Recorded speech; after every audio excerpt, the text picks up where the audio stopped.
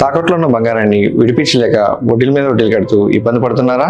అయితే ఇప్పుడే సంప్రదించండి శివ గోల్డ్ కంపెనీ. మీ నమ్మకానికి మా హామీ శివ గోల్డ్ కంపెనీ.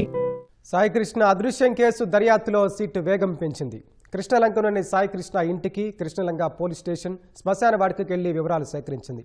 ఇప్పటి వరకు సాగిన విచారణకు సంబంధించి స్థానిక పోలీసుల నుంచి రికార్డులను స్వాధీనం చేసుకున్నారు. సీసీటీవీ ఫుటేజీలపై ఆరా తీశారు.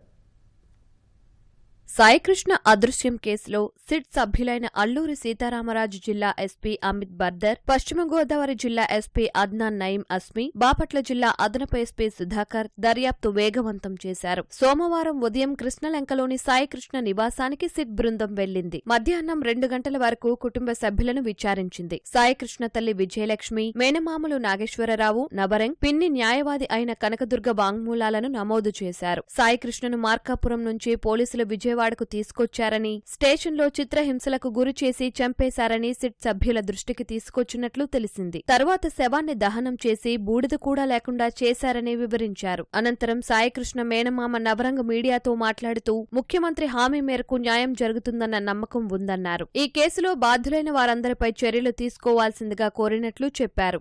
సాయంత్రం 5 గంటలకు కృష్ణలంక స్టేషన్కు సిట్ బృందం చేరుకుంది. అక్కడే గంటన్నర పాటు ఎస్పీలు అస్మి, అమిత్ బర్దర్ పరిశీలించారు. 2 అంతస్తుల్లోని అన్ని గదులు, మరుగుదొడ్లు, లాకప్లను చూశారు. క్లూస్ టీం, ఫోరెన్సిక్ బృందంతో కలిసి ఆధారాల కోసం అన్వేషించారు. స్టేషన్ ప్రాంగణాన్ని పరిశీలించారు. స్టేషన్లోని కొందరు సిబ్బందిని పిలిచి ప్రశ్నించారు. సాయికృష్ణను ఎప్పుడు తెచ్చారు, స్టేషన్లో ఏం జరిగింది అన్న వాటి గురించి ప్రశ్నించి వివరాలు రాబట్టినట్లు సమాచారం. వీరి స్టేట్మెంట్లు, వేలిముద్రలను తీసుకున్నారు. అనంతరం ఈ బృందం కృష్ణలంకలోని స్వర్గపురికి చేరుకుంది. అక్కడి కంప్యూటర్లో ఆయా తేదీల్లో దహనం చేసిన మృతదేహాల వివరాలను పరిశీలించి సిబ్బందిని అడిగి వివరాలు తెలుసుకున్నారు. విద్యుత్ దహన వాటిక ఆపరేటర్ను విచారించిన అనంతరం కాటికాపరి శివను పిలిచి ప్రశ్నించారు.